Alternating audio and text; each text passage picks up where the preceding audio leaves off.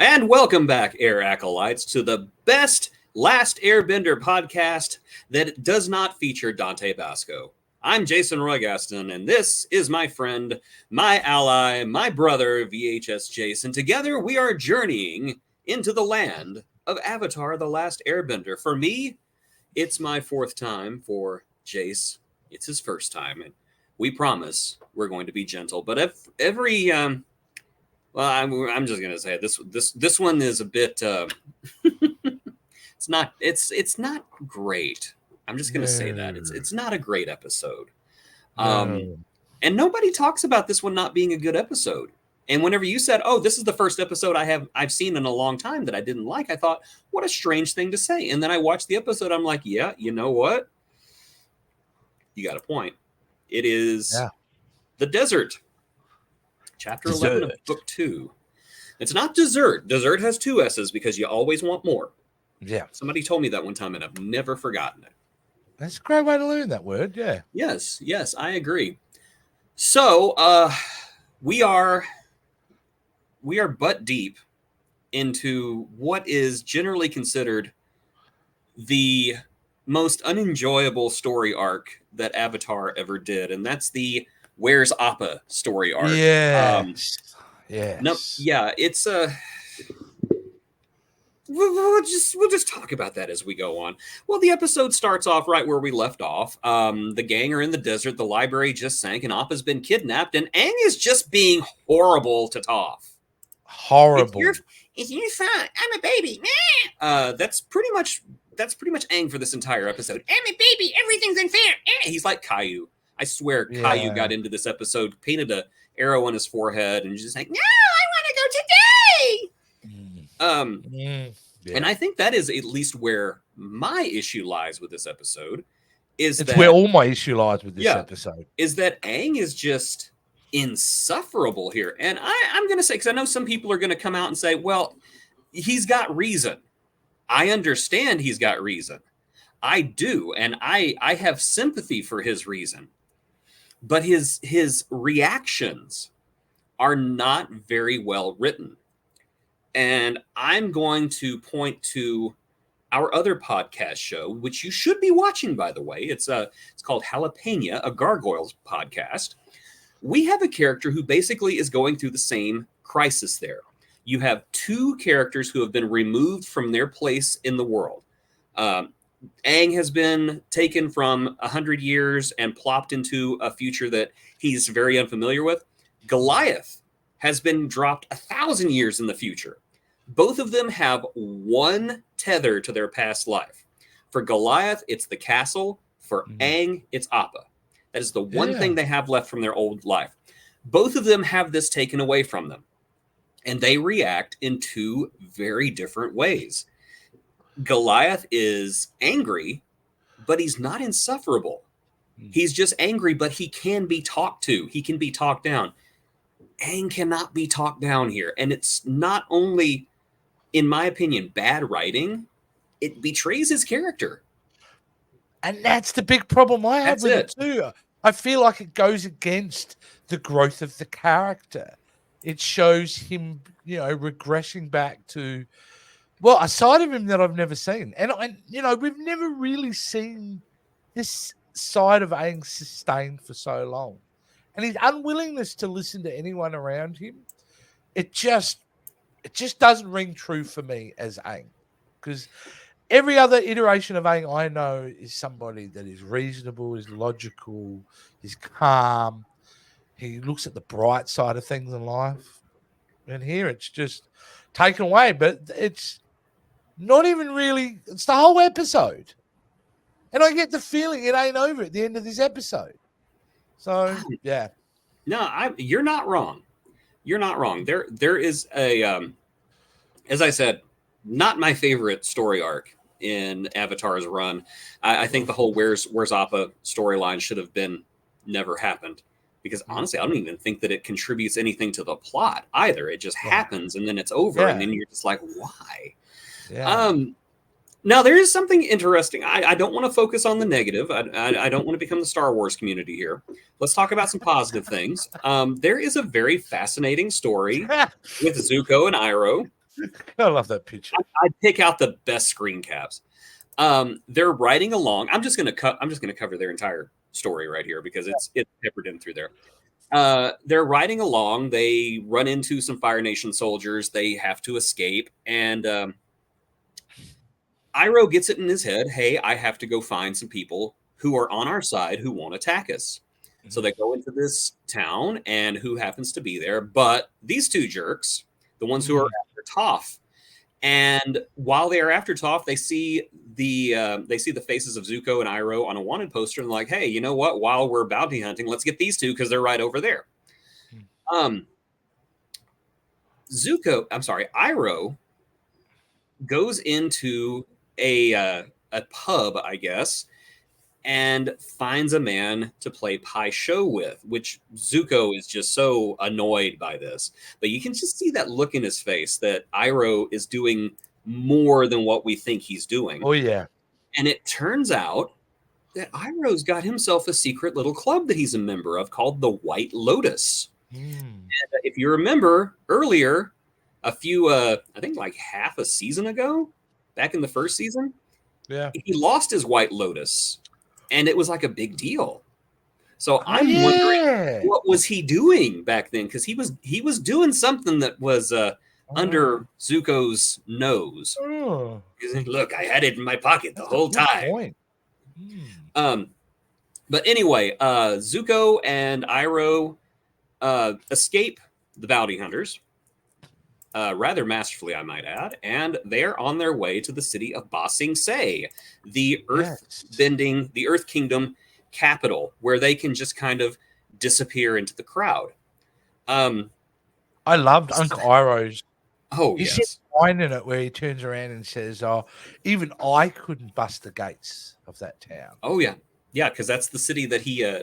No, was it that or Omashu? I don't know. There's a city that he surrendered to. I think it was Ba Sing Se. That he just gave up. He surrendered. It was after his son died. He just gave up and he left. So yeah, that's why he wasn't able to bust in. So that's the positive. Let's go back to talk about another positive, and that is oh my gosh, cactus juice. It's the quenchiest. It'll quench you. Sokka is just, I don't know. Aang goes ultra instinct, angry. He's going to destroy everyone, and Sokka's just getting drunk. He's getting high on cactus juice. Well, I would say he's in a psychedelic utopia for himself in most of this episode. I don't think you're wrong, and you know what? I kind of wish they'd done more with it, because I think it was their intention to balance him out with Aang, but they did not make Sokka goofy enough for that, because Aang was just terrible this entire episode. You know what? I'm so surprised I'm saying that. Is Katara's reaction to it, like she realizes, he's off with the fairies.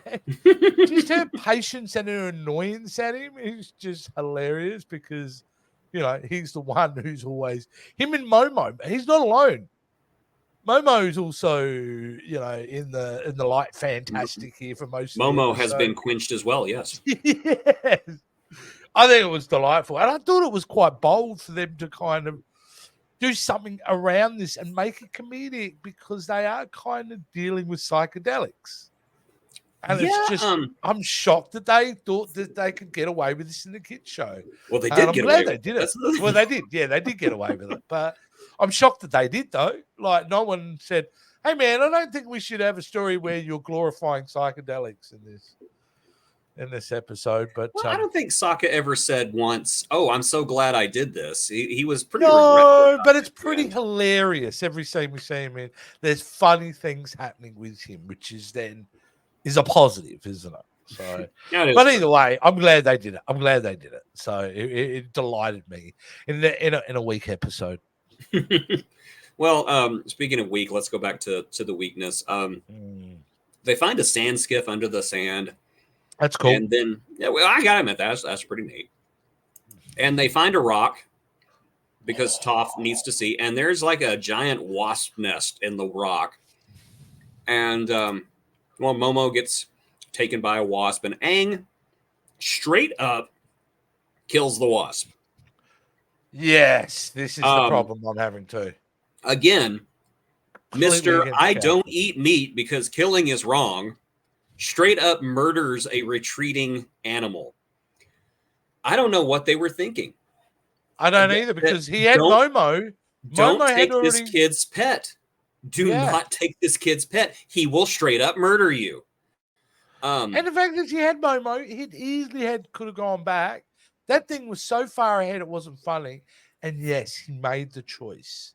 He was out for vengeance. Yeah, vengeance. And it was. Well, they find the guy who stole Momo. Oh yeah. I mean, who stole Appa. It was this kid who's basically like the prince of this tribe. Daddy needs to take him over a knee and give him a good what for, but Aang wants to just straight up murder him too, which understandable because the kid was terrible.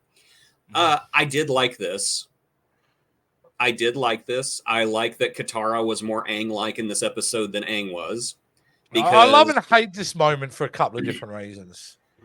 Well, I hate it because it's Aang just not controlling himself. I like it because he's not controlling himself, which always is a nice reminder to go, no, Aang's extremely dangerous.